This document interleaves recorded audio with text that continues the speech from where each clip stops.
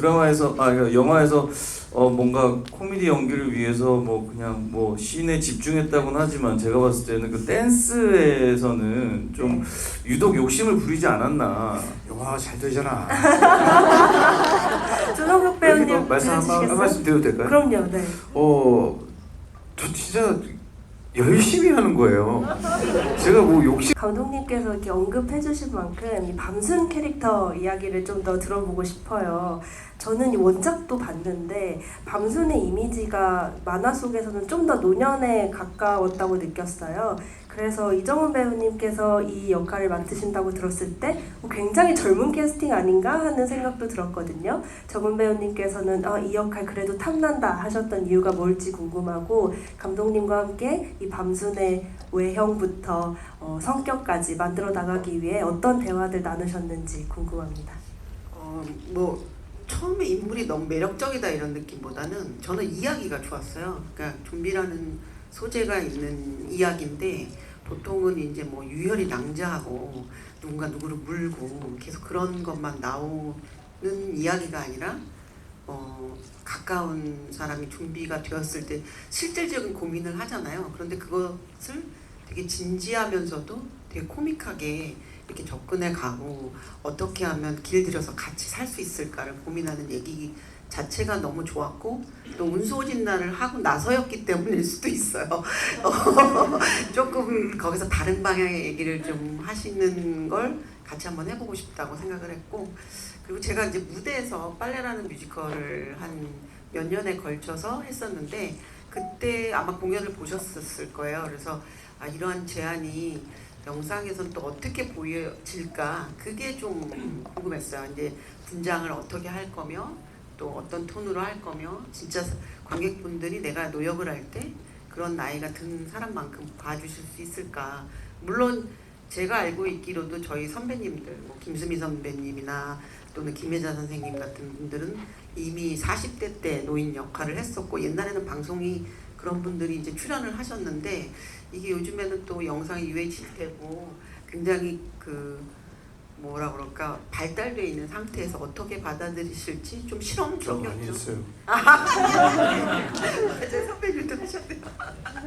그래서 뭐 저희가 이제 얘기했을 때는 분장도 굉장히 두껍게도 해봤는데 표정이 좀 많이 사라지는 게, 이 밤순이 이렇게 눈 만화 같은데 보이는 눈 딱딱 찍은 그 얼굴만 있는 게 아니고 또 되게 익살스러운 표정이 있을 수도 있고, 또 그런 표정 좀 살 수 있게끔 많이 걷어내고, 그다음에 이제 뭐 제스처라든가 내지는 말투, 그리고 이제 사람들을 대하는 방식, 되게 스윗하잖아요 아빠가. 그런데 결정적일 때 그 부모님들 육아할 때 제일 힘든 게 그 윗세대 분들이 같이 육아를 요즘에는 하시지 않잖아요. 그래서 부모로서 어떻게 아이들을 키워갈까 그런 고민이 많으실 때 가장 결정적일 때 효자손만 딱 하나 갖고 제어할 수 있는 어머니의 존재가 어떻게 느껴질까 되게 재밌겠다.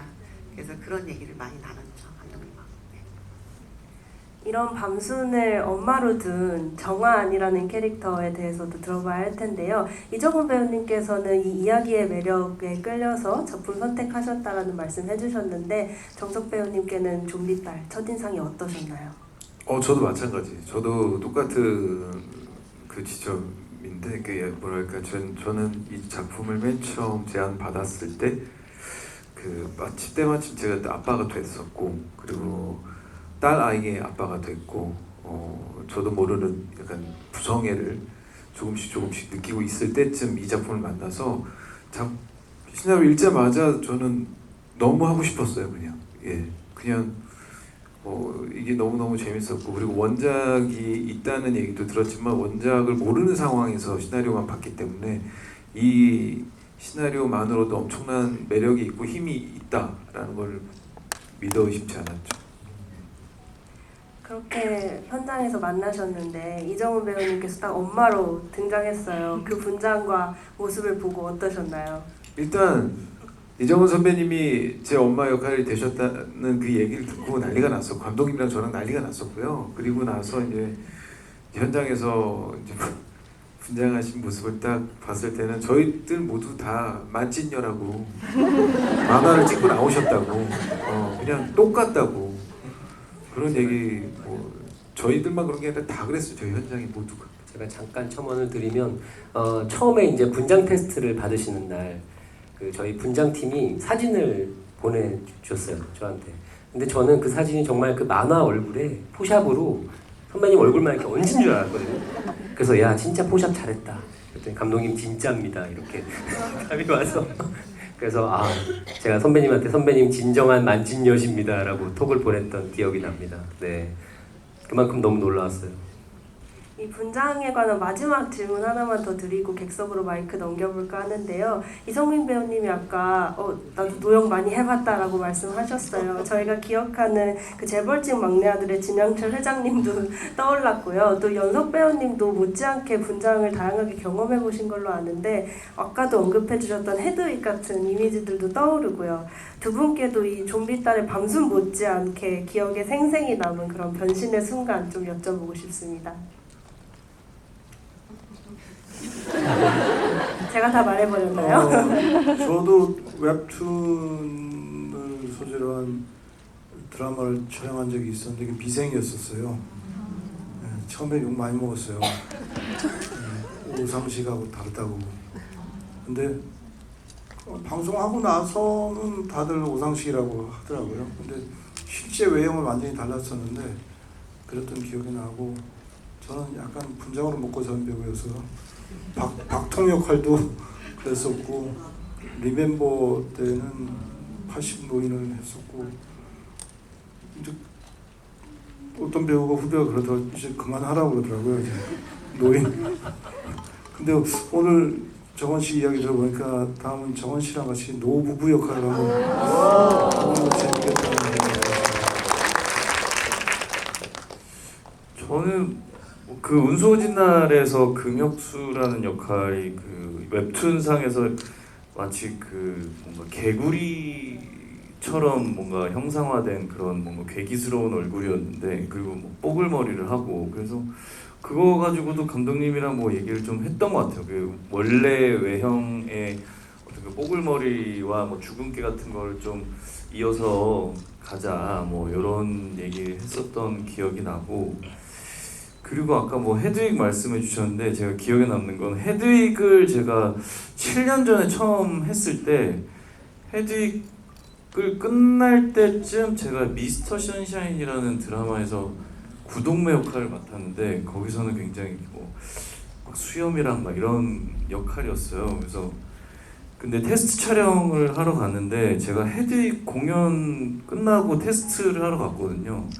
이렇게 기모노를 입고 이렇게 테스트를 했더니 피부도 하였었어요.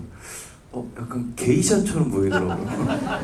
그래서 급하게 감독님이랑 상의를 해서 태닝도 하고 뭐 수염도 붙여가지고 여러분들이 아시는 구동매의 모습을 만들어냈던 그런 기억이 납니다.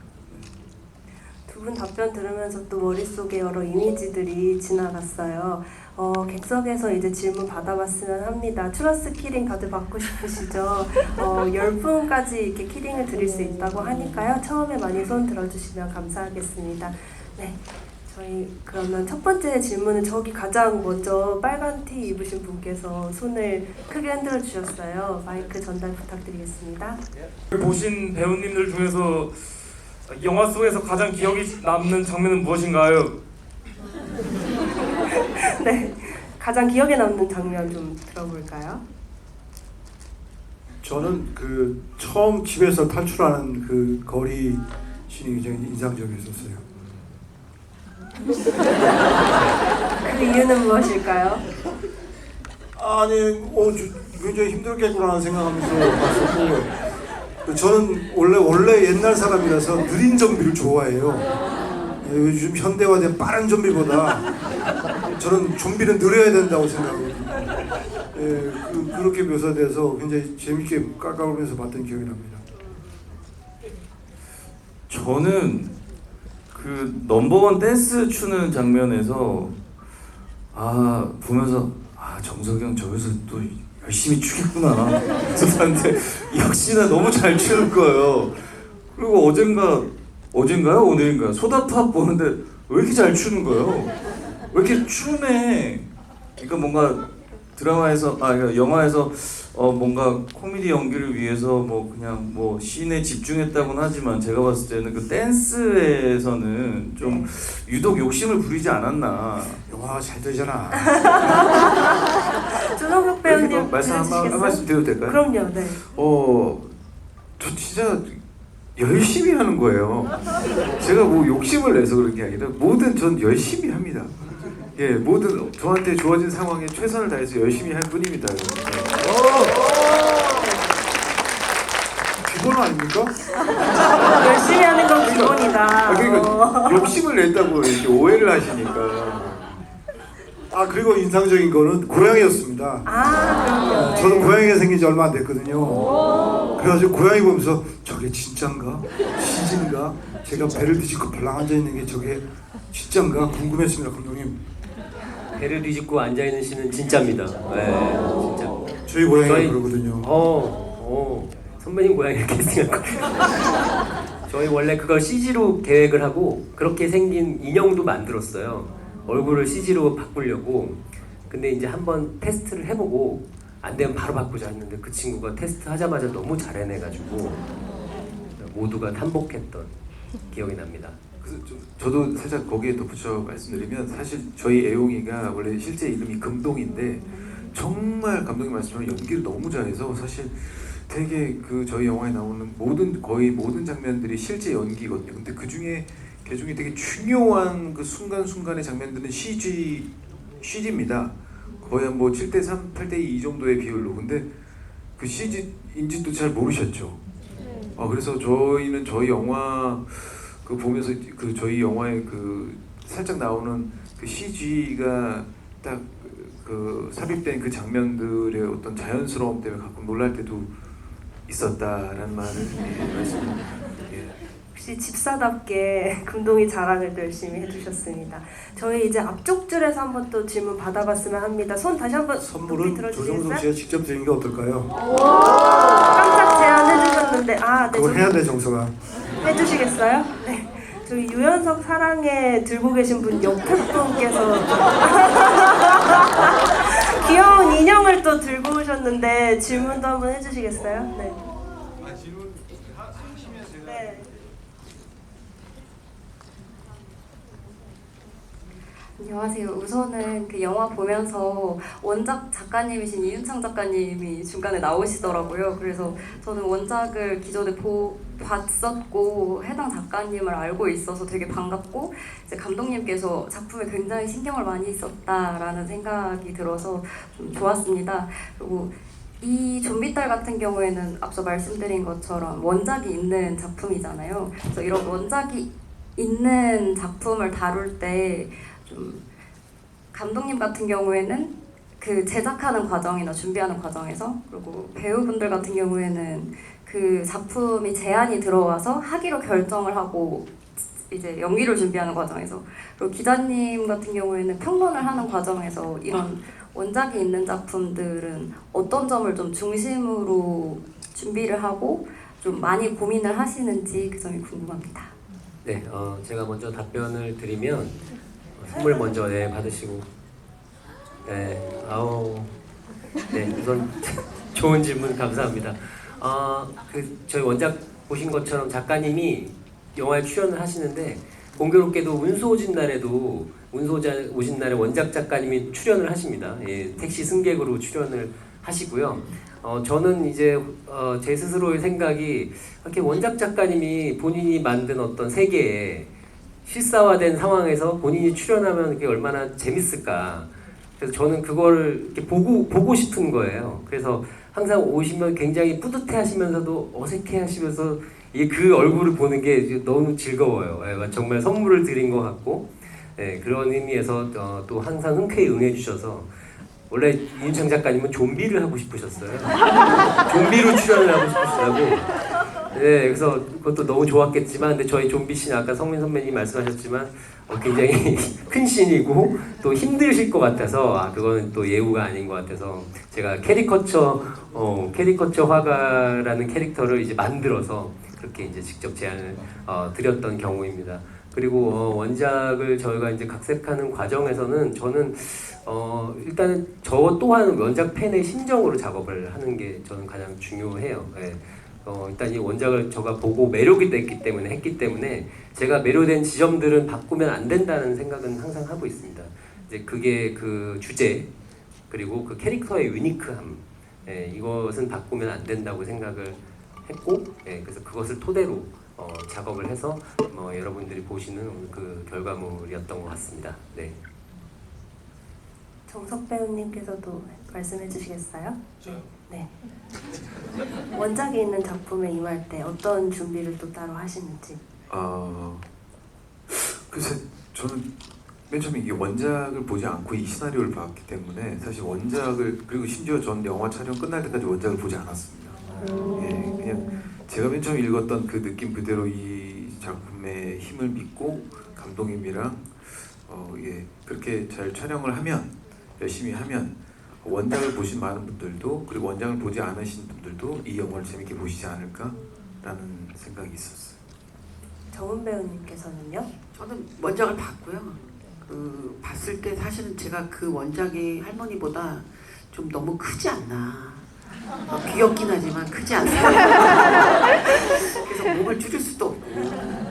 그리고 또 그걸 또 애니메이션으로 만들었잖아요. 거기 어머니는 얘야 그렇다 뭐 이렇게 해서 말투를 그렇게 해야 되나 이게 고민이 많았는데 제일 중요한 거는 이제 아무래도 제가 연기를 해야 되는 입장이니까 이 극 속에서 이 밤순이라는 인물이 맡고 있는 어떤 정서적인 부분을 먼저 이해하는 거 그리고 거기보다 얘기가 좀 더 풍요로워졌어요 사실은. 그래서 그 어머니가 가지고 있는 동네에서의 위치 그 밤순이가 가지고 있는 넘버원의 위치 이거에 대해서도 감독님하고 여러 가지 얘기를 나눴었죠. 네, 그런 게 중요한 것 같습니다. 그 기자 입장에서는 어떻게 보는지 또 질문을 해주셔서 답변을 하자면 저도 감독님과 비슷한 시선으로 접근을 하는 것 같아요. 뭐 꼭 얼마나 고증이 잘 되었냐를 따지기보다는 원작이 갖고 있는 매력의 어떤 부분을 이 영화가 중심으로 삼고 잘 살렸는지 좀 집중해서 보지 않나 싶습니다. 네.